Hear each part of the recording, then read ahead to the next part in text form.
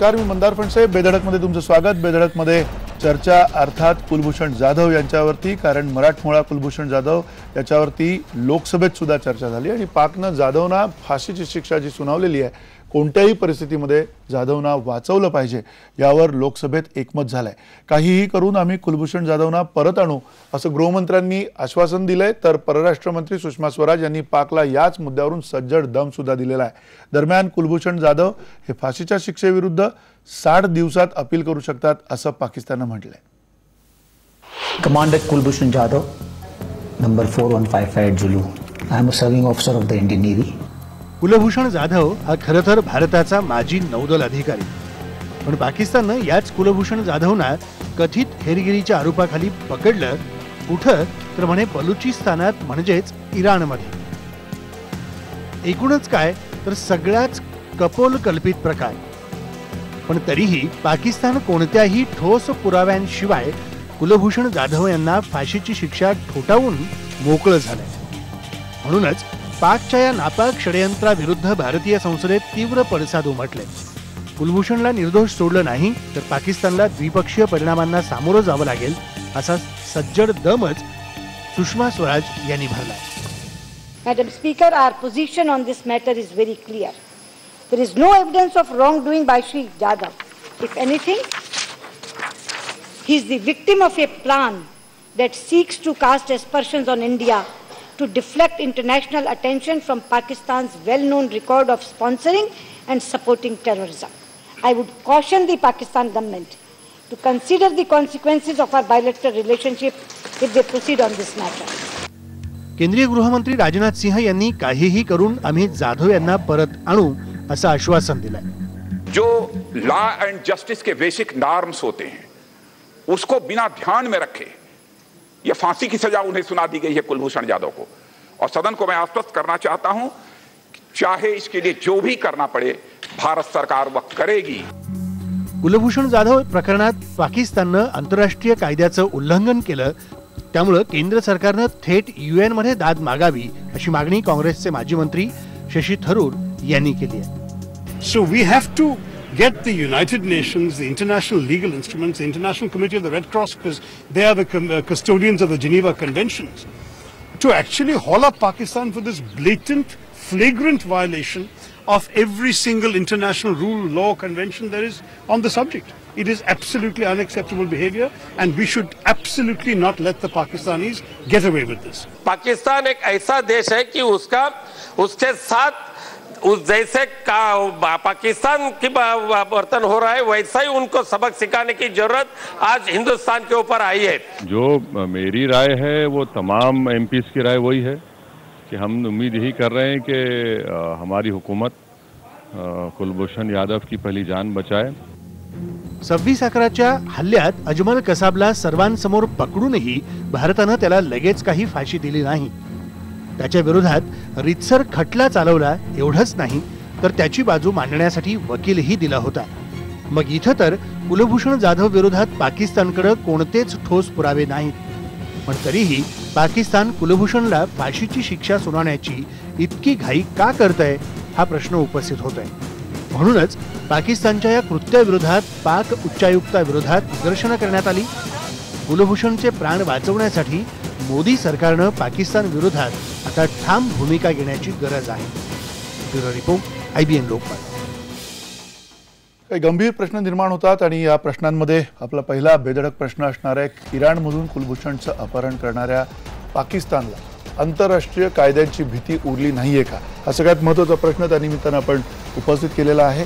सरबजीत प्रमाणेच कुलभूषण याच्यावरही पाकिस्तान सूडबुद्धीनं कारवाई करते का किंवा करेल का, हा सुद्धा त्या निमित्तानं एक प्रश्न आपण उपस्थित केलेला आहे. आणि कुलभूषण जाधवांना वाचवण्यासाठी मोदी सरकार शरीफ सरकारसोबत यशस्वी मध्यस्थी करण्याची धमक दाखवेल का, हा सुद्धा तितकाच महत्त्वाचा प्रश्न आपण उपस्थित केलेला आहे. आणि या संदर्भामध्ये मान्यवर आहेत या चर्चेमध्ये सहभागी आपल्यासोबत आहेत माजी पोलीस महासंचालक जयंत उमराणीकर सर, आपल्यासोबत निवृत्त मेजर जनरल शशिकांत पित्रे सर आपल्यासोबत आहेत, आपल्यासोबत काँग्रेसचे प्रवक्ते डॉक्टर राजू वाघमारे आहेत, चंद्रशेखर नेने आंतरराष्ट्रीय विषयाचे अभ्यासक आपल्यासोबत आहेत आणि केशव उपाध्ये भाजपचे प्रवक्ते आपल्या या कार्यक्रमामध्ये सहभागी आहेत. या सगळ्या मान्यवरांचं स्वागत. आणि पहिला प्रश्न जयंत उमराणीकर सर आपल्याला आहे, ज्या पद्धतीनं ही घडामोड घडताना आपण बघतोय कुलभूषण जाधवच्या संदर्भामध्ये 3 मार्चच्या आसपास कधीतरी कुलभूषण जाधव याला अटक केलेलं दाखवलं गेलेलं आहे. इराणमधून बलुचिस्तानात येताना त्याला अटक दाखवलेली आहे. हे सगळं ज्यावेळेला घडत असतं किंवा या अशा घटना ज्यावेळेला घडतात त्यावेळेला नेमकं काय आंतरराष्ट्रीय त्याच्यामध्ये रणनीती असायला हवी देश म्हणून आपली, आणि त्याहीपेक्षा महत्त्वाचं म्हणजे बलुचिस्तानाचा ह्याच्यामध्ये उल्लेख आला, त्या मुद्द्यावरनं जास्ती पाकिस्तान अखंड तांडव करते अशी परिस्थिती आहे का? नेमकं तुम्ही कसं या सगळ्या घटनेचं आकलन करता? पाकिस्तान हा देश असा आहे की दरवेळेला भारताची बरोबरी करणं हे त्यांची बेसिक पॉलिसी आहे. आता आपण अजमल कसाबला पकडला, आपण हे दाखवून दिलं की पाकिस्तानी अतिरेकी भारतामध्ये आला होता, त्यांनी इतक्या लोकांना मारलं, त्याला पकडलं गेलं, आपण खटला चालवला आणि त्याला फाशीची शिक्षा झाली आणि फाशीची शिक्षा दिली पण गेली. आता याच्यासारखंच काहीतरी करायला पाहिजे म्हणून हा सगळा जो आहे हा खटाटोप दिसतोय. कारण कुलभूषण जाधव हा हेर आहे हे म्हणणं म्हणजे अगदी म्हणजे मूर्खपणाचंच लक्षण आहे. कारण जर कोणाला हेरगिरी करायची असेल, ते सुद्धा जो एक्स नेव्हल ऑफिसर आहे असा माणूस पाकिस्तानमध्ये किंवा पाकिस्तानच्या जवळपास इंडियन पासपोर्ट घेऊन कशाला जाईल हे मला काही समजत नाही. मी अनेक वर्ष या खात्यामध्ये काम केलेलं आहे आणि माझा स्वतःचा अनुभव असा आहे की पाकिस्तानमध्ये कोणीही भारतीय, मग त्याच्याकडे युनायटेड नेशन्सचा जरी पासपोर्ट असला, म्हणजे ॲक्च्युली माझं पोस्टिंग तिथे असताना UNHCR high commissioner for refugees, त्यांच्या ऑफिसमधनं एका पंजाबी मुलीची नेमणूक इस्लामाबादमध्ये झाली तर तिला सुद्धा पाकिस्ताननी माताहारी ठरवलं आणि 2 महिन्यामध्ये युनायटेड नेशन्सवर दबाव आणून तिला तिथून ट्रान्सफर करावं लागलं. हे सगळ्यांना माहीत असताना म्हणजे काही म्हटलं तरी आपलं गुप्तहेर खातं इतकं काही वेळं नाही की कोणाला तिथे काही करायला पाठवायचं असेल तर त्याला बाबा इंडियन पासपोर्ट घेऊन जा आणि सगळ्यांना दाखव, हे असं म्हणजे वेडसरपणाचं आहे याच्यामध्ये. आता आंतरराष्ट्रीय कायद्याबद्दल तुम्ही जे म्हणता ते असं आहे की आंतरराष्ट्रीय कायदा काही जरी असला तरी तो इम्प्लिमेंट कोणी करायचा, त्याची अंमलबजावणी कोणी करायची? आंतरराष्ट्रीय कायद्याची अंमलबजावणी फक्त तुम्हाला सिक्युरिटी काउन्सिलच्या रेझोल्युशननीच करता येते जवळजवळ असं झालेलं आहे. म्हणजे कुठली कारवाई करायची असेल ती मग ती कायदेशीर असो किंवा ती म्हणजे लढाई म्हणा किंवा अशा प्रकारची असो, जोपर्यंत तुमच्या अंकामध्ये तेवढी ताकद नाही, म्हणजे देशामध्ये तेवढी ताकद नाही आणि जोपर्यंत तुमचं युनायटेड नेशन्समध्ये तेवढं घोडं चालत नाही तोपर्यंत तुम्हाला काही करता येत नाही. भारताविरुद्ध व्हिटो द्यायला अनेक लोक आहेत, अनेक देश आहेत. त्यामुळे याच्यामध्ये आपण काही आंतरराष्ट्रीय कायद्याचा उल्लेख करू शकू असं वाटत नाही. मात्र खूप प्रेशर आणायला पाहिजे याच्यामध्ये काही शंकाच नाही. नक्की आपण अधिक खुली चर्चा करूया त्यावेळेला हे प्रेशर कसं आणता येईल त्या संदर्भात पण तुमच्याकडनं जाणून घेऊयात. पण पित्रे सर, मुळात मुद्दा हा येतो की एक आपल्यासमोर व्हिडिओ आता सातत्यानं दाखवला जातोय जो पाकिस्तानकडनं प्रसारित केला गेलेला आहे आणि या व्हिडिओमध्ये स्पष्ट दिसतंय की कबुली करतोय कुठेतरी कुलभूषण जाधव की मी नेव्ही ऑफिसर होतो आणि त्यानंतर मी आता अशा पद्धतीने काम करतो. या व्हिडिओमध्ये सुद्धा काही तथ्य आहे असं तुम्हाला वाटतं का आणि नेमकी ही घटना तुम्ही कशा पद्धतीने बघताय? तुम्ही हा प्रश्न पुन्हा जरा विचारू शकाल का? माझ्या आवाजाला जरा नाही, जो आपण व्हिडिओ बघतोय कुलभूषण जाधव याचा व्हिडिओ सातत्यानं माध्यमांवरती दिसतोय आपल्याला आणि तो व्हिडिओ जो आहे तो पाकिस्तानी माध्यमांनी प्रसारित केलेला आहे. या व्हिडिओमध्ये काही ज्या गोष्टी सांगितल्या गेल्या आहेत किंवा कबूल केल्या गेलेल्या आहेत अशा एका प्रकारे की मी इंडियन नेव्हीचा तिथे ऑफिसर होतो, अशा पद्धतीची जी काही वाक्य दिसत आहेत त्या वाक्यांची मध्ये तथ्य किती आहे? त्याहीपेक्षा महत्त्वाचं म्हणजे एकूण ही घटना जी आहे त्या घटनेकडे तुम्ही कशा पद्धतीनं बघताय? प्रथम जोपर्यंत तुम्ही व्हिडिओचा प्रश्न आहे, जेव्हा तुम्ही त्या व्हिडिओकडे पाहता, आपण तो टेलिप्रॉम्प्टर बघितलेला आणि स्पष्ट दिसतं की हा टेलिप्रॉम्प्टरकडे बघून अत्यंत घाबरलेला आहे, हसतोय, ते सुद्धा काही खरं नाही आहे आणि जे समोर दिले ते वाचतोय. आपण सगळे टेलिप्रॉम्प्टर वापरण्याचा प्रयोग आपण कधी ना कधी आपल्यावर प्रसंग आलेला आहे, त्यामुळे स्पष्ट दिसतं की तो टेलिप्रॉम्प्टर वाचतो. आता या घटनेकडे मी पाहतो म्हणजे जसे उमराणकर साहेब म्हटले की हे इतकं हास्यास्पद आहे की संपूर्ण पाकिस्तानची ही जी गोष्ट स्टोरी आहे त्याच्यात इतकी भोका आहेत. प्रत्येक गोष्टीत हा माणूस प्रथम एक आपला पासपोर्ट घेऊन तिथे गेलास का, पकडल्याबरोबर त्यानं आपलं नाव का सांगावं, त्यानं स्पष्ट नाव सांगितलं. त्यानंतर त्याला इराणमध्ये पकडलं गेलं आणि नंतर बलुचिस्तानमध्ये नेऊन त्याची तिथं उचल मागणी करण्यात आली. दोन महत्वाच्या लोकांनी सांगितलेलं आहे. एक म्हणजे इराणचे अँबॅसेडर जे पाकिस्तानचे आहेत त्यांनी सांगितलं की हा स्पाय नाही आहे, हा हेरगिरी त्याने केलेली नाही आहे. आणि दुसरे एक अँबॅसेडर जे आहेत मुलॅक, त्यांनी स्पष्ट, जर्मन अँबॅसेडर, त्यांनी स्पष्ट सांगितलेलं आहे की याला इराणमध्ये पकडलेलं होतं आणि त्याला तिथून पाकिस्तानमध्ये नेण्यात आलेलं आहे. तेव्हा ही सगळी गोष्ट इतकी खोटी आहे आणि अशा त्याच्यात इतकी मोठमोठी भोका आहेत त्यांच्यात की हे हास्यास्पद आहे. आणि हे जर त्यांना म्हणायचं असलं की आपण याच्यावर विश्वास ठेवावा, पण ह्याच्यापेक्षा सगळ्यात जास्त म्हणजे हे कोर्ट मार्शल जे केलं गेलं आहे, आता त्याचं फील्ड जनरल कोर्ट मार्शल या कोर्ट मार्शल खाली केलेलं आहे. आपल्याकडे समरी जनरल कोर्ट मार्शल असतं तसे फील्ड जनरल कोर्ट मार्शल केलेलं आहे. त्याची कन्व्हिनिंग ऑर्डर कोण आहे, त्याचा डिफेंडिंग ऑफिसर कोण आहे, त्याला इव्हन समरी जनरल कोर्ट मार्शलमध्ये 15 दिवस त्याला आपला डिफेन्स तयार करण्याची वेळ दिला जातो. तो दिला गेला होता का? त्यानंतर तो त्याचा डिफेंडिंग ऑफिसर आहे त्याने काय बाजू मांडली हे काही नाही आहे आणि हे 4 तासात जवळजवळ संपवलेलं आहे. म्हणजे कॅंगारू कोर्ट ज्याला म्हणतात, कॅंगारू कोर्टचा अर्थच असा आहे की जिथं त्या कोर्टनं पहिलीच आपला निर्णय घेतलेला आहे, असं काहीतरी झालेलं आहे. तेव्हा ही संपूर्ण ही this is all a made up story, याच्यात काही तथ्य नाहीये आणि पाकिस्तानचा ह्याच्या मागचा काय खरोखरच उद्दिष्ट आहे ते आपल्याला जाणून घेणं आवश्यक आहे. नक्की. चंद्रशेखर, तुम्हाला या सगळ्या घटनेच्या पलीकडे काय आहे नेमकं असं दिसतंय? कारण सातत्यानं जर का कुलभूषण जाधव सारखी एक व्यक्ती ज्याला इराणमधनं अक्षरशः अपहरण करून जर का बलुचिस्तानात नेलं गेलेलं असेल, बलुचिस्तानात पकडलेलं असेल, अशा वेळेला त्याचा जर का एकूण इतिहास बघितला, नेव्ही ऑफिसर आहे, तो आता हल्ली व्यापारात होता भंगाराच्या वगैरे वगैरे जे काही सगळं आता सांगितलं जातं, या सगळ्या पार्श्वभूमीवर असा एखादा भारतीय माणूस पकडून इतका गहजब माजवण्याचं पाकिस्तानचं नेमकं त्यामागचं धोरण काय? एक महत्त्वाची गोष्ट म्हणजे पंतप्रधान मोदींनी बलुचिस्तानचा उल्लेख केल्यापासून पाकिस्तानच्या दुसऱ्या जागेवरती दबाव आल्यामुळे ते पिसाळलेले आहेत. त्यांना बलुचिस्तानमध्ये भारत काहीतरी कारवाई करतोय हे सिद्ध करायचं होतं. दुर्दैवाने त्यांच्या हातात जर कोणी असलेच हेर तर खरे हेर लागले नाही म्हणून एक खोटा हेर पकडून त्यांनी आणला जो हेर नाहीच आहे.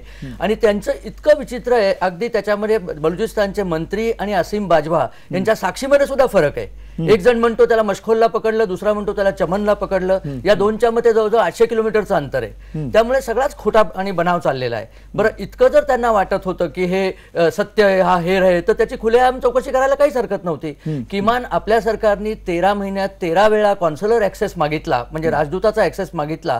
तो ऍक्सेस सुद्धा पाकिस्तानने दिला नाही, कारण त्यांना माहित होतं की हे सगळं खोटंच आहे आणि हे लगेच उघडकीला येईल. तर मुख्य कारण हे आहे की त्यांना कुठेतरी भारताशी, आता उमराणीकर सर म्हणले तसं, भारताशी इक्वल करून दाखवायचं आणि त्या इक्वल मध्ये तुम्ही बलुचिस्तानमध्ये कारवाया करता असं नुसतं ओरडलं तर ते जग मानत नाही. म्हणून एक खोटा हेर पकडायचा आणि दाखवायचं की हा बलुचिस्तानमध्ये आम्ही पकडला, हा भारताचा हेर होता. त्याला इराणमधनं त्यांनी पकडून आणलेला आहे. ते सुद्धा इराणच्या लोकांनीच सांगितलेलं आहे. म्हणजे असंही नाही की आपण सांगतोय नुसतं, आपण तर सांगतोच आहे. म्हणजे दुसऱ्या देशातनं इल्लिगली कोणाला तरी पकडून आणायचं आणि मग सांगायचं की हा आमच्याकडे हेरगिरी करत होता, हा अतिशय खोटा प्रकार चाललेला आहे. परंतु पाकिस्तानशी बोलताना आपण इतर कुठल्याही सिव्हिलाइज नेशनशी बोलतोय हा समज आपल्या मनातनं काढून टाकला पाहिजे. एखाद्या गुंडाशी आपण बोलतोय आणि तो गुंड आपल्या प्रवृत्तीवरच जाणार, त्याच्याकरता काय उपाय लोक जायला लागते ते आपण पुढे बोलूच. पण हे पाकिस्तानचं पद्धतीचं जे सगळं चाललेलं आहे ते केवळ एक गुंड काहीतरी करून आपलं सिद्ध करायला बघतोय. आणि तुम्ही बघितलं तर 3 मार्च ते 10 एप्रिल मध्ये निकाल सुद्धा लागला. अरे तुम्ही पुरावे कधी आणले, त्याला बोलायची संधी कधी दिली, त्याला वकील कोण दिला, आता पित्रे सर म्हणले तसं त्याला कोणी डिफेन्स काउन्सिल दिला होता का, याचं काहीही न सांगता एकदम त्याला उचल मनुष्य आणि लटकव फासावर हा प्रकार काही योग्य नाही. पण आंतरराष्ट्रीय कायद्याची भीती पाकिस्तानने कधीच बाळगली नाही, कारण त्यांचे सपोर्टर्स चीन आणि इतर काही देश तिथे आहेत जे व्हेटो करतील प्रत्येक गोष्टीला. त्यामुळे आपण त्या आंतरराष्ट्रीय कायद्यात गेलो तर जसं काश्मीरच्या बाबतीत आपण युनोमध्ये गेलो तसाच प्रकार होईल. आपल्याला काहीतरी वेगळे मेथड्स वापरायला लागतील, आपल्याला काहीतरी वेगळे मेथड्स वापरायला लागतील. पुन्हा डॉक्टर राजू वाघमारे, तुम्हाला अपेक्षा आहे का की कुलभूषण जाधव याला न्याय मिळेल, आणि न्याय नुसता मिळणार नाही तर लवकरात लवकर त्या संदर्भामध्ये भारत सरकार काही ना काही करून दबाव आणेल, आंतरराष्ट्रीय पातळीवरचा दबाव आणेल जसं शशी थरूर म्हणाले तसा, किंवा थेट पाकिस्तानशी बोलून पंतप्रधानच भारताचे काही ना काही त्याच्यामधनं मध्यस्थी करतील आणि ती त्या पद्धतीची एक तयारी दाखवतील असं तुम्हाला वाटतं का? नाही मंदारजी, पाकिस्तानच्या बाबतीत आपण कोणत्याही गोष्टीची शाश्वती देऊ शकत नाही. म्हणजे आता जसं बाकीच्या मान्यवरांनी सांगितलं की पाकिस्तानची भूमिका कुलभूषण जाधवांबद्दल त्यांच्या सिनेटमध्ये सरताज अजीज जे त्यांचे परराष्ट्रीय धोरणाचे आहेत त्यांनी स्वतः सिनेटमध्ये पाकिस्तानच्या सांगितलं की त्यांच्याकडे कोणतेही पुरावे नाही आहेत जाधवांबद्दल. त्यांच्याकडे काही कागदपत्र मिळालेली आहेत, त्याच्यातली काही विधान आहेत, पण कागदपत्र किंवा दुसरे कोणतेही पुरावे त्यांच्याकडे नाही आहेत, असं स्वतः ज्यावेळी त्यांचा परराष्ट्र मंत्री हे सिनेटमध्ये सांगतो की त्याच्याबद्दल पुरावे नाही आहेत जाधव साहेबांबद्दल, आणि त्याच वेळी त्याच्यानंतर 10 ते 15 दिवसांनी अशा प्रकारची कारवाई पाकिस्तान ज्यावेळी जाधवांवर करतं त्यावेळी पाकिस्तान हा एक पूर्णपणे अशा प्रवृत्तीचा, एका घाणेरड्या प्रवृत्तीचा देश असून त्यांच्या मनात येईल त्या पद्धतीने वागण्याचे त्यांची कामं असतात. आता प्रश्न असा आहे की आपल्या देशातल्या सरकारने, आपण सगळ्यांनी एकत्र येऊन पाकिस्तानवर, जसं इंटरनॅशनल जिनिव्हा कन्व्हेन्शन असू द्या किंवा इतर ज्या आंतरराष्ट्रीय संस्था आहेत, या सगळ्या आंतरराष्ट्रीय ऑर्गनायझेशन आणि संस्थांकडून पाकिस्तानवर जेवढा जास्तीत जास्त दबाव आणता येईल तो त्वरित आणणं गरजेचं आहे. तो जर दबाव आपण आणू शकलो आणि त्या पद्धतीने जर पाकिस्तानला नमवू शकलो तरच पाकिस्तान अशा पद्धतीने जाधवांची सुटका करू शकते. नाहीतर हा देश अशा प्रकारच्या कृत्यांसाठी अगदी फेमस देश आहे की मनात येईल तसं वागायचं, आंतरराष्ट्रीय पूर्णपणे समूहाची थोडीही पर्वा करायची नाही, आणि या पद्धतीने वागणारा देश आहे. आणि आता ज्या पद्धतीने अमेरिकेने जे धोरण घेतलेलं आहे की 6 देशाच्या लोकांना अमेरिकेमध्ये येणं बंद किंवा त्या पद्धतीचं धोरण, त्याच्यामध्ये पाकिस्तान असल्यामुळे त्याला कुठेतरी असं दाखवायचं आहे पाकिस्तानला की अशा पद्धतीच्या दहशतवादी कृत्याला सपोर्ट करणारा आम्ही एकमेव नसून आम्ही तर या दहशतवाद्याचे बळी पडलेलो आहोत, अशी स्वतःबद्दल एक सहानुभूतीची भावना तयार करायची आणि आंतरराष्ट्रीय पातळीवर भारताला बदनाम करायचं, असं कारस्थान पाकिस्तान याच्या पूर्वीही करत आलाय आणि त्याचाच हा एक भाग आहे. नक्की. पण या बरोबरनं पुन्हा केशव उपाध्ये सातत्यानं आता चर्चा चाललेली आहे आणि खास करून संसदेमध्ये सुषमा स्वराज असतील किंवा राजनाथ सिंग असतील यांनी निक्षून सांगितलेलं आहे की आम्ही याच्यावरती दबाव आणणार आहोत आणि येणाऱ्या काळामध्ये तुम्हाला त्याच्यातला जो काही ज्या कुठल्याही पातळीवर जाऊन हा दबाव आणण्यात येईल. नेमकं काय केलं जाईल केंद्र सरकारकडनं असं वाटतं, आणि मुळात लवकरात लवकर हा न्याय मिळेल का? कारण 60 दिवसाची मुदत पाकिस्ताननीच त्यांना अपिलात जाण्यासाठी दिलेली आहे. पुढे काय होईल असं वाटतं? 2-3 गोष्टी स्पष्ट केल्याच पाहिजेत. एकतर सर्वप्रथम सरकारने आज लोकसभेत सांगितलं आणि खरं म्हणजे सगळ्याच गोष्टी मला वाटतं इथं बसलेले अधिकारी पण जरा सहमत असतील, नेने सहमत असतील आणि वाघमारे सहमत होतील की सगळ्याच गोष्टी या चर्चेतनं, टी व्हीवर चर्चेतनं सरकार सांगत नाही आणि ते सांगणे बरोबर नाही. बऱ्याच गोष्टी सुरू असतात. त्यामुळे तशा प्रकारचं प्रेशर बिल्टअप करण्याचा प्रयत्न हे सरकारने ऑलरेडी सुरू आहे आणि त्या प्रेशर सुरू आहे तसे काही त्यांना दिसत असावेत. आणि तितक्याच ठामपणे आज लोकसभेमध्ये राजनाथ सिंग, सुषमा स्वराज यांनी ते सांगितलं की त्या कुठल्याही थराला जाऊन आम्ही त्यांना वाचू. एक दुसरा असं आहे की खरोखर हा सगळा एकूणच इतका विचित्र म्हणजे इतका बोगसगिरी सगळी सुरू आहे. सगळ्यात पहिल्यांदा जगभरामधून पाकिस्तानला एक प्रकारचं दहशतवादींना स्थान देणारं म्हणून ज्या पद्धतीने पाकिस्तानची अवस्था आहे त्यातनं पाकिस्तानने कुठेतरी बाहेर पडण्यासाठी धडपड करण्यासाठी हे एक दाखवलेलं नाटक आहे. साधं म्हणजे मी तो अकबरांच्या थोडं दुरुस्त करतो. 10 दिवसापूर्वी डिसेंबरमध्ये सरताज अजीज यांनी पार्लमेंटमध्ये सांगितलं होतं की यांच्याकडे काही कागदपत्र नाहीच, म्हणजे काहीच नाही यांच्याकडे. आता 3 महिन्यात असा काय बदल झाला की जाधवांकडे त्यांना खूप काहीतरी सापडा असं व्हायला लागलं. खरं म्हणजे कोर्ट मार्शल जे मिलिटरीचं केलं इथं बस अधिकारी अधिक सांगतील, पण ते कुठलंही कोर्ट मार्शल त्या सैनिकांचा दुसऱ्या देशात अगदी स्पाय जरी गृहीत धरला सापडला तर ते अशा पद्धतीने होत नाही. म्हणजे त्याला सुद्धा ऍक्सेस असतो, ते वेगळ्या पद्धतीचं न्यायालय असतं, त्याला कोर्ट मार्शल मिलिटरी मार्शल होत नाही. ते या ठिकाणी पाकिस्तानने केलं. एकूणच पाकिस्तानची जी अवस्था नाचक्की जागतिक पातळीवरती आहे त्यातनं हे कुठेतरी आहे आणि पाकिस्तानची स्थिती आज सगळ्या जगामध्ये नाचक्की त्यांची होतीये. त्यामुळे आज परिस्थिती अशी आहे की भारत सरकार ज्या पद्धतीचं प्रेशर आणू पाहत आहे आणि मला नक्की खात्री आहे की गेले 2-2.5 वर्ष या सरकारने सातत्याने पाकिस्तानवर दबाव आणला आणि त्याचे आपण बघितलं सुद्धा. म्हणजे इव्हन आपण कारवाई केली त्या देशात जाऊन तरी सुद्धा पाकिस्तान त्यांना काही बोललं नाही.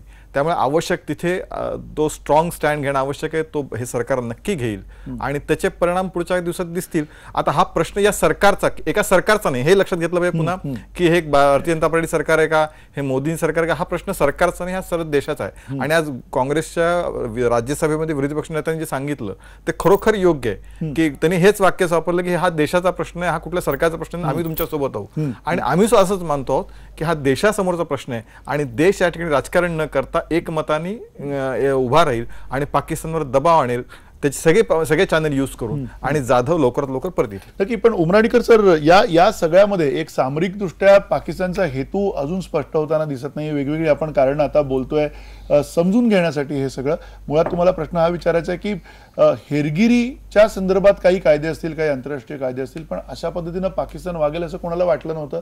अशा पद्धतीने निर्णय परस्पर घेतला जाईल असं वाटलं नव्हतं. पण तरी तो निर्णय घेण्यामागचा उद्देश पाकिस्तानचा काय असावा, जेणेकरून येणाऱ्या काळामध्ये काय परिस्थिती पाकिस्तानला अपेक्षित आहे? याच्यामध्ये बऱ्याचशा बाजू आहेत. एक पहिली गोष्ट म्हणजे हेरगिरीला काही कायदा नसतो, कारण कोणी कबूल करत नाही की आमचं गुप्तहेर डिपार्टमेंट आहे किंवा कोणी आमचा गुप्तहेर आहे म्हणून. त्यामुळे कायदा वगैरे तिथे काही त्याच्यामध्ये येतच नाही. दुसरी गोष्ट अशी की पाकिस्तानमध्ये सध्या ज्या काही गोष्टी घडत आहेत त्या गोष्टींमुळे सुद्धा हा अशा प्रकारचा प्रसंग आला असेल कदाचित. म्हणजे जनरल बाजवा आत्ताच आर्मी चीफ झालेले आहेत. त्यांना हे दाखवायचं आहे की I am also a very strong person, A very strong general. आणि अँटी इंडिया थोडा जरा स्टान्स घेतला की तिथे सर्वत्र आनंद होतो अशी परिस्थिती आहे. तर ते एक कारण असू शकतं. दुसरी गोष्ट अशी आहे की आज म्हणजे पेपरमध्ये ज्या बातम्या आलेल्या आहेत त्याच्यामध्ये चायना पाकिस्तान इकॉनॉमिक कॉरिडॉरचा पण उल्लेख आलेला आहे. याचा अर्थ असा की बलुचिस्तान हा जो भाग आहे जिथून चायना म्हणजे CPECचा सर्वात मोठा भाग जिथे तयार होणार आहे तिथे कुठल्याही प्रकारची हेरगिरी म्हणा किंवा दखल म्हणा आम्ही खपवून घेणार नाही अशा प्रकारचा हा एक संदेश दिल्यासारखं सुद्धा वाटतं. आणि त्याचबरोबर आश्चर्यकारक बातमी अशी आहे की चीनमध्ये सुद्धा त्यांनी एक मोहीम सुरू केलेली आहे आणि जे लोक आम्हाला परदेशी हेरांची माहिती देतील त्यांना आम्ही मोठ्या प्रमाणामध्ये पैसे देऊ असं चीन सरकारने जाहीर केलेलं आहे. अशा अनेक गोष्टी जर तुम्ही एकत्र आणल्यात तर असं लक्षात येतं की हा एक प्रयत्न असा आहे की पाकिस्तानला हे दाखवायचे की बलुचिस्तानमध्ये भारतामुळे आम्हाला त्रास होणार आहे किंवा CPEC मध्ये सुद्धा भारत कुठल्या ना कुठल्या तरी प्रकारे अडचण आणण्याचा प्रयत्न करतो आहे. हा एक भाग झाला. आणखी एक तिसरा जो भाग आहे तो असा आहे की भारताची बरोबरी. आता सप्टेंबरमध्ये युनायटेड नेशन्समध्ये जनरल असेंब्लीची मीटिंग असते, त्याच्या आधीची ही सगळी तयारी चाललेली आहे असं माझं मत आहे. कारण या 2-3 महिन्यामध्ये त्यांना हा प्रकार आणखी पुढे आणता येईल.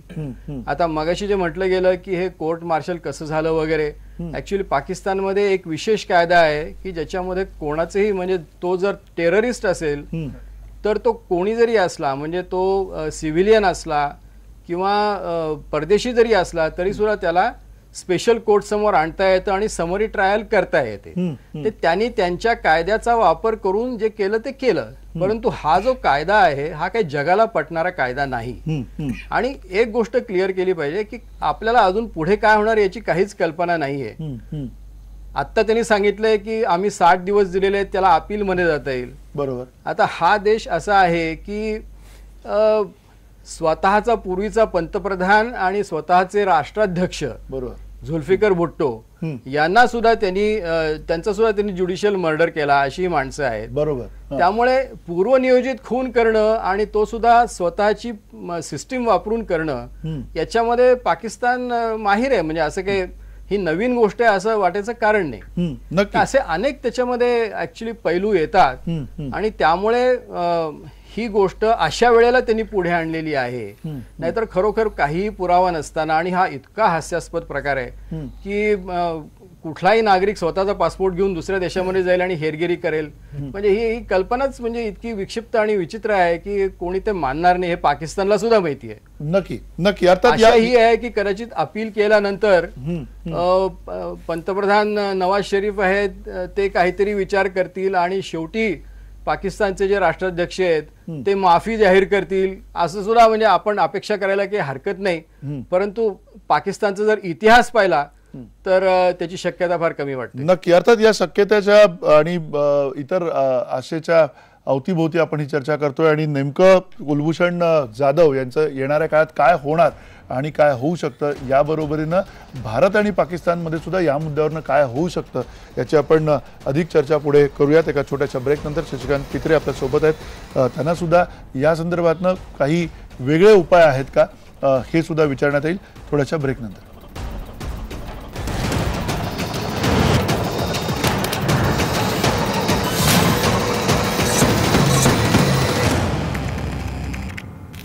पुन्हा एकदा स्वागत. बेधडकमध्ये आपण कुलभूषण जाधव यांच्या संदर्भातली चर्चा करतोय आणि अर्थात कुलभूषण जाधव यांचं नेमकं काय होणार त्याबाबत आपण जाणून घेतोय. आपल्यासोबत शशिकांत पित्रे आहेत, निवृत्त मेजर जनरल.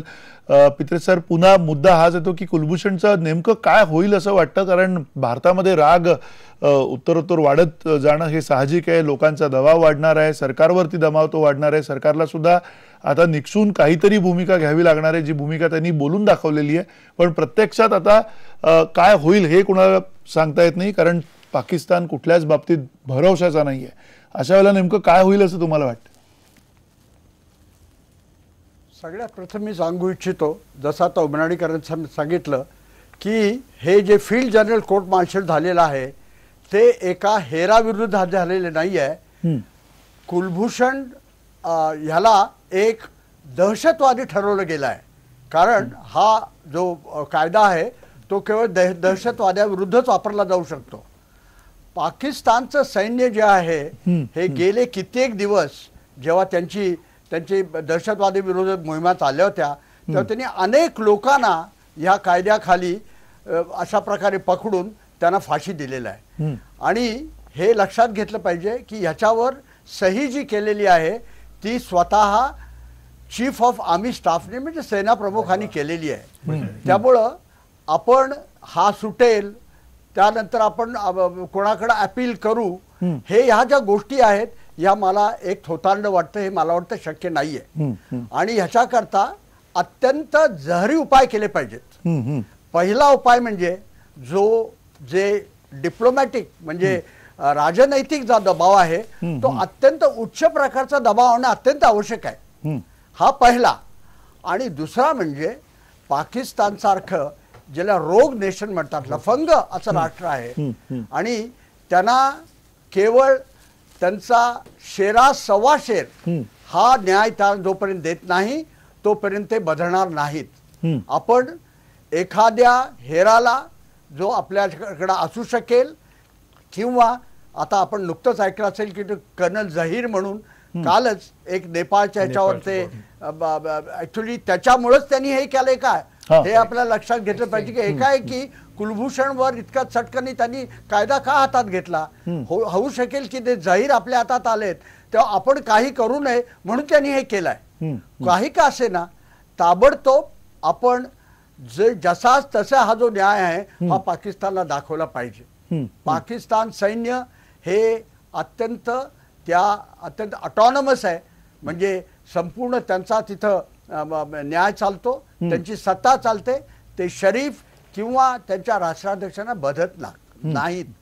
तेव्हा या दोन्ही प्रकारे जसं मी सांगितलं आपल्याला की एक आंतरराष्ट्रीय न्यायालयात जाऊन किंवा आंतरराष्ट्रीय राजनैतिक प्रकारनं, आणि दुसरं म्हणजे जसं त्यांनी कुलभूषणला केलेलं आहे असंच कुणाला तरी एक साधन शोधलं पाहिजे.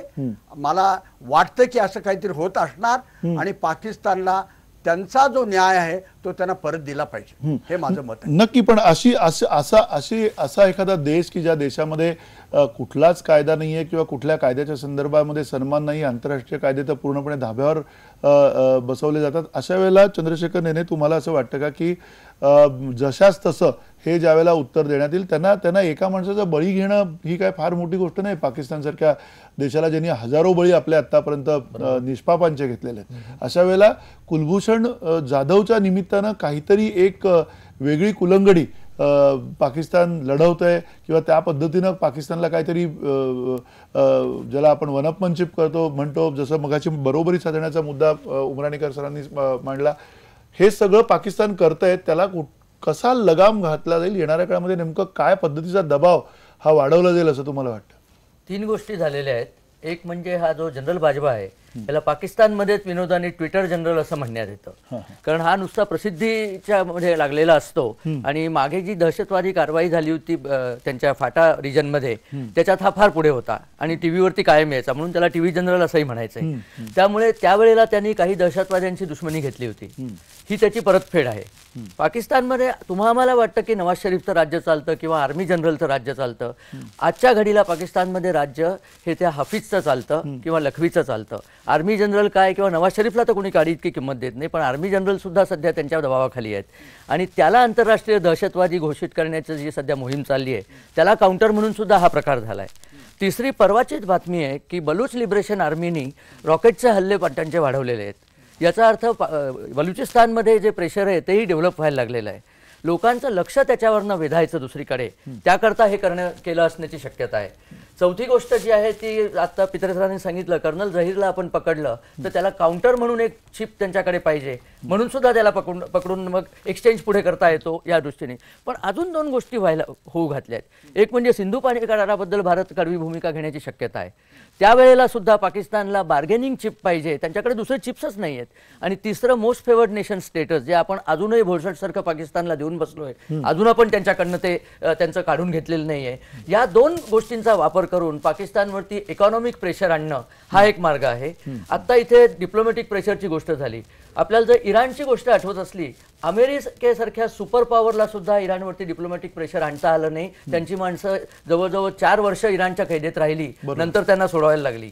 त्यामुळे भारताने डिप्लोमॅटिक प्रेशर पाकिस्तानवर आणणं हे काही फारसं घडेल असं नाही, कारण इराण काय किंवा पाकिस्तान काय त्यांची वृत्तीच वेगळी असते.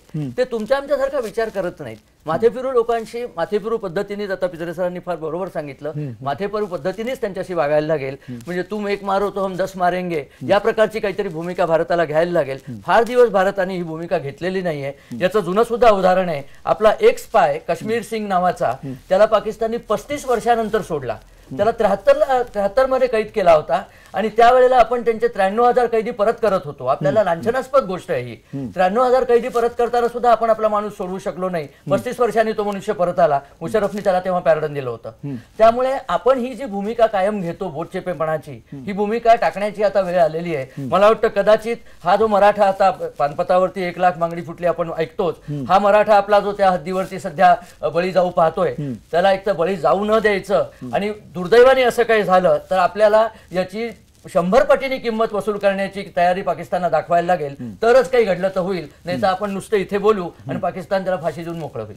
नक्की. पण या बरोबरीनं पुन्हा जयंत उमराणीकर, ही जी भाषा आहे आज ज्या पद्धतीनं एका कुलभूषण जाधवच्या अवतीभोवती ही ज्यावेळेला भाषा निर्माण होते, त्यावेळेला कुठेतरी येणाऱ्या काळामध्ये पाकिस्तानला एक कायमस्वरूपी धडा शिकवणं, पाकिस्तानला ज्या पद्धतीनं आतापर्यंत कॉर्नर केलं गेलं पाहिजे तसं करताना दिसत नाहीये सरकार. त्या सगळ्या पार्श्वभूमीवरती आता दबाव विविध पातळीवरनं टाकला जाईल असं जरी आपण ठरलं तरी पाकिस्तान तितका विश्वासार्ह आहे का? कुलभूषण जाधव वाचण्याच्या दृष्टिकोनातून काही आशा तुम्हाला दिसते का? फार अवघड प्रश्न आहे, कारण खरोखर पाकिस्तान अशा प्रकारच्या डिप्लोमॅटिक म्हणा किंवा इकॉनॉमिक म्हणा दबावाला बळी पडेल फार अवघड आहे. कारण पाकिस्तानची स्वतःची जी भूमिका आहे ती फार वेगळ्या पद्धतीची आहे. म्हणजे आपल्याला जी गोष्ट अत्यंत धादांत खोटी वाटते ती गोष्ट त्यांना अतिशय खरी वाटते. आणि तुम्ही जर त्यांच्याकडची जर मीडिया पाहिली किंवा त्यांच्याकडच्या सर्व लोकांनी जी मतं दिली ती जर पाहिली, ट्रायल सुरू झाल्यानंतर, त्याच्या आधीचं बोलत नाही मी, ट्रायल सुरू झाल्यानंतर ते त्याच्यामध्ये सगळ्यामध्ये एक वाक्यता आहे की हा टेररिस्ट आहे, तो बलुचिस्तानमध्ये पकडला गेला. हे सगळं त्यांच्या दृष्टीनं ते जे करतायत ते अतिशय योग्य आहे आणि त्यांना असं सारखं वाटत राहणार की whatever we are doing is justified. ह्या अशा लोकांवर जर, म्हणजे अशा देशावर जर तुम्हाला दबाव आणायचा असेल तर काही अंशी युनायटेड नेशन्समध्ये त्यांचं कंडेम्नेशन तुम्ही करू शकता. 4 लोक त्यांच्या विरुद्ध तिथे बोलतील, पण तुम्ही कुठल्याही प्रकारे, म्हणजे अगदी आपल्याला माहिती आहे की अझरच्या बाबतीमध्ये सुद्धा शेवटी चीननी व्हिटो वापरला आणि पुढे आपण काही करू शकलो नाही. त्यामुळे युनायटेड नेशन्समध्ये सुद्धा काही फार विशेष होईल अशी आशा नाही. बरं, जशाच तसे जर करायचं झालं तर शेवटी आपल्याकडे तशा प्रकारचं जर प्यादं असेल तर ते होऊ शकतं. ते जर नसेल तर होणं फार अवघड आहे. आणि आपण इतकं धादांत खोटेपणे करू शकत नाही जेवढं पाकिस्तान करू शकतात. तुम्हाला जर उदाहरणच एक द्यायचं झालं तर माझ्या बरोबरचा एक अधिकारी परराष्ट्र सेवेचा पाकिस्तानमध्ये होता. एक त्यांचा सैनिक, म्हणजे मेजर लेवलचा सैनिक, हा चुकून भारतामध्ये प्रवेश त्याचा झाला आणि त्यावेळेला भारतीय सैनिकांनी त्यांना पकडलं. तेवढ्यासाठी त्याचं उट्टं काढायला म्हणून त्यांनी आपला राजनयिक अधिकारी होता त्याला त्याच्या घरापासून पळवला. तो फक्त घरातनं स्वतःच्या म्हणजे एम्बसीमध्ये चालला होता त्यावेळेला त्याला त्याच्या गाडीमधनं खेचून बाहेर काढला, त्याला जंगलामध्ये घेऊन गेले, त्याला मारपीट केली, त्याला पाकिस्तानी कपडे चढवले, त्याच्या हातामध्ये काही कागदपत्र दिली, त्याचा व्हिडिओ काढला आणि असं दाखवलं जगाला की हा माणूस दुसऱ्या एका पाकिस्तानीकडनं डॉक्युमेंट्स घेताना आम्ही पकडला. आता आपण म्हणतो की ते कन्फेशन वगैरे सगळं, म्हणजे असा प्रकार आहे तिथे की ज्या पद्धतीने तिथे टॉर्चर केलं जातं. शेवटी माणूस म्हणतो की काय म्हणतं तर मी तुमच्या मागे म्हणत जातो. त्यामुळे त्या कन्फेशनलाही काही अर्थ नाहीये. जग पाकिस्ताननी जे केलेलं आहे हे अतिशय चुकीचं आहे असं पूर्ण जग जरी म्हणालं तरी पाकिस्तानवर असा कोणी दबाव आणू शकत नाही की तुम्ही ही फाशी थांबवा म्हणून. आपण प्रयत्न करत राहणं हे अतिशय गरजेचं आहे. जास्तीत जास्त प्रेशर टाकणं अतिशय गरजेचं आहे. जर एखादं प्यादा आपल्याकडे ताब्यामध्ये असेल तर त्याचा अवश्य वापर करावा. परंतु त्याचबरोबर एका गोष्टीची आपल्याला काळजी घ्यायला पाहिजे की ओव्हरऑल प्रोपगँडामध्ये भारत जो आहे तो कमी पडता कामा नये. आणि त्याचबरोबर असंही दिसता कामा नये की जसा पाकिस्तान वाहवत गेलं तसं आपण पण वाहवत चाललेलो आहोत. तेव्हा अतिशय कन्सर्टेड एफर्ट ज्याला म्हणतात तशा पद्धतीचे एफर्ट्स व्हायला पाहिजेत सर्व फील्ड्समध्ये. मोठ्या ज्या राजसत्ता आहेत त्यांच्या साह्यानं पाकिस्तानवर दबाव आणायचा प्रयत्न केला पाहिजे आणि त्याच्यामधनं जर आपल्याला काही साध्य करता आलं तर साध्य करता येईल. परंतु हे आपण लक्षात ठेवायला पाहिजे की एका फार वेगळ्या मनोवृत्तीचा तो देश आहे आणि सतत त्यांच्या मनामध्ये हेच असतं की भारताची आपल्याला कशी बरोबरी करता येईल. आणि हा एक दुर्दैवी प्रकार आहे की एक इनोसंट माणूस त्याच्यामध्ये भरडला जातोय. नक्की या बरोबरीनं म्हणजे तुम्ही सगळे अनुभवातनं बोलताय आणि या सगळ्या अनुभवातनं तुम्ही जे चित्र समोर आणताय त्याच्यामध्ये एक लक्षात येतं की कदाचित आशा कमी आहे. कुलभूषण जाधव त्या अर्थाने अतिशय ज्याला आपण खोल संकटात आहे असं म्हणायला काही हरकत नाही. पण अशा वेळेला डॉक्टर राजू वाघमारे, तुम्हाला असं वाटतं की आंतरराष्ट्रीय दबाव ज्या पद्धतीनं शशी थरूर सुद्धा म्हणाले होते, ज्या पद्धतीनं सुषमा स्वराज म्हणाल्या, तितका आंतरराष्ट्रीय दबाव येणाऱ्या या 2-4-5 दिवसामध्ये वाढेल आणि तो वाढला तर आणि तरच काहीतरी एक आशा आहे ती बाळगता येईल की आपण हळूहळू ती आशा आहे ती सुद्धा सोडून द्यायची?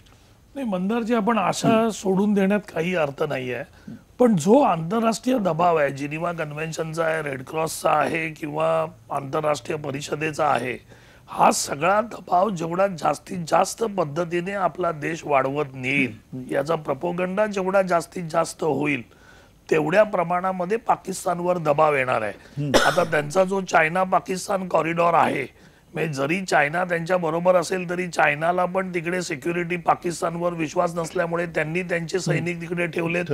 पाकिस्ताननी त्यांची डिव्हिजन कंप्लीट 20,000 सैन्याची तिकडे ठेवलेली आहे. आणि हे जे प्रकरण आहे, जहीरचं प्रकरण जे आहे, जो त्यांचा लेफ्टनंट कॉलोनल जो आहे तो शनिवारी म्हणजे शुक्रवार शनिवारी ज्यावेळी नेपाळमधून मिसिंग, फक्त एकच अजून भारत कुठल्या एजन्सीने आपल्या ते कन्फर्मेशन हे सगळं मी असं म्हणतोय, असं जो तो मिसिंग आहे त्या मिसिंगच्या धर्तीवर कदाचित पाकिस्तान अशा पद्धतीची वागणूक करण्याची शक्यता आहे.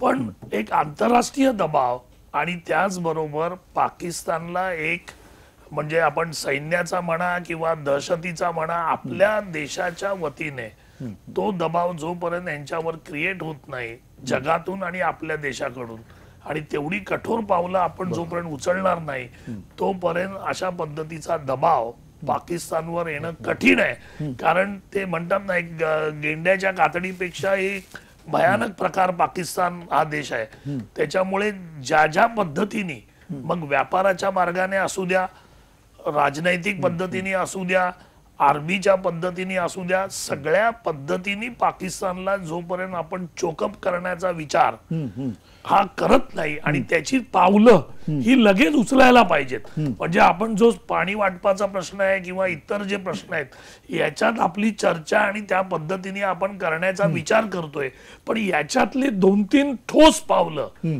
ज्यावेळी आपण आता उचलायला सुरुवात करू त्यावेळी कुठेतरी ते पाठीमागे जातील. केशव तुम्हाला वाटतं की ही 2-3 ठोस पावलं जी आहेत ती काय असतील आणि येणाऱ्या काळामध्ये ती दिसतील का? 100% मत एक गोष्ट मनावर घेतली पाहिजे. कालपासून मुद्दाम मी आता आपली चर्चा सुरू असताना पुन्हा एकदा ती कालची पाकिस्तानची प्रेस नोट मी पाहिली आणि एवढ्यासाठी पाहिली कारण मला जी गोष्ट लक्षात होती तीच पुन्हा रिकन्फर्म केली मी.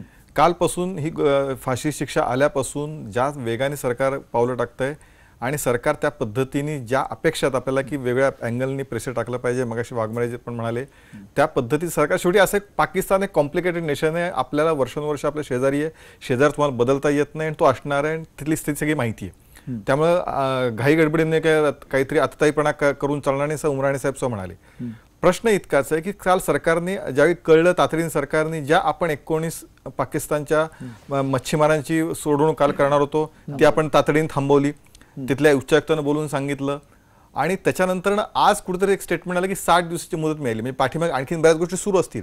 ज्या नेपाळमध्ये पाकिस्तानच्या एका निवृत्त अधिकाऱ्याला पकडल्याचा उल्लेख येतोय त्याचं कुठल्याही भारतीय एजन्सीने त्याला मान्यता दिलेली नाही, स्वीकारलेलं नाहीये. पण असेल शेवटी पाठीमागच्या गोष्टी काय आपल्याला माहिती नाही. पण तरी सुद्धा आत्ता ज्या गोष्टी दिसत आहेत या सरकारने गेले 2 वर्ष सातत्याने सांगितलं की टॉक्स अँड टेरर एकत्र जाणार नाहीत आणि त्या पद्धतीची पावलं सरकारने उचलली आहेत. पण त्यातलं एक गोष्ट पुन्हा वारंवार होऊ शकते, म्हणजे पुन्हा नदी वाटपाचा पाण्याचा प्रश्न आला की आपल्यातलेच काही मान्यता होती. इव्हन काल ज्यावेळी भारतानं 19 थांबवले 19 मच्छीमारांचा निर्णय थांबवला सोडण्याचा, ते आपल्या इथले मानवतावादी किंवा काही जे तथाकथित सेक्युलरवादी होते ते लगेच म्हणाले नाही त्यांना सोडलं पाहिजे, ते गरीब बिचार आहेत. शेवटी असं आहे की ही सुद्धा एक आपल्याकडचा प्रॉब्लेम आहेच आहे. पण ठीक आहे, तो काही मुद्दा नाहीये. जे आवश्यक असेल राष्ट्रीय आंतरराष्ट्रीय स्तरावर भारताने गेल्या 2-2.5 वर्षात प्रत्येक व्यासपीठावरती दहशतवादाचा मुद्दा उपस्थित केलाय हे आपण पाहतो आहोत. म्हणूनच किंबहुना ज्यावेळी आता गेल्या काही ज्यावेळी आपलं एन्काउंटर झालं, ज्यावेळी आपला एक सैनिक पलीकडे गेला होता चुकून आणि तो काही त्या ह्याचा भाग नव्हता मोहिमेचा, तो परत आला, चंदू चव्हाण तो परत आला, हे सुद्धा आपण बघितलं पाहिजे.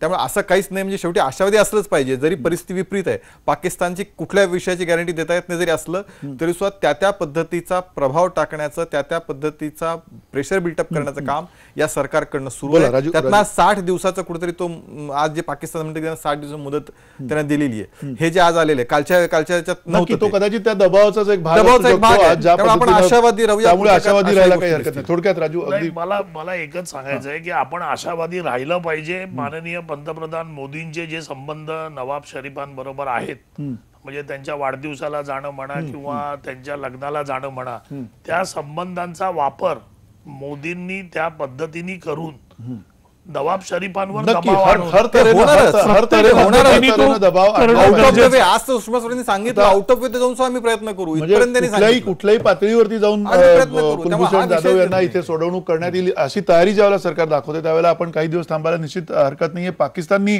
60 दिवसाची मुदत दिलेली आहे, ही सुद्धा एक आशेची गोष्ट आहे आणि मला असं वाटतं की ही खूप मोठा कार्यकाळ आहे मुत्सद्देगिरी करण्यासाठी आणि त्यामुळे आशावादी राहूया. कुलभूषण जाधव हे सही सलामत सुटतील अशी सुद्धा आपण अपेक्षा करूयात आणि लवकरात लवकर कुलभूषण जाधव यांना यांची सोडवणूक करावी यासाठी सरकार काय पावलं उचलतं ते आपण बघूयात. पुरताच इथेच थांबतो. धन्यवाद. नमस्कार.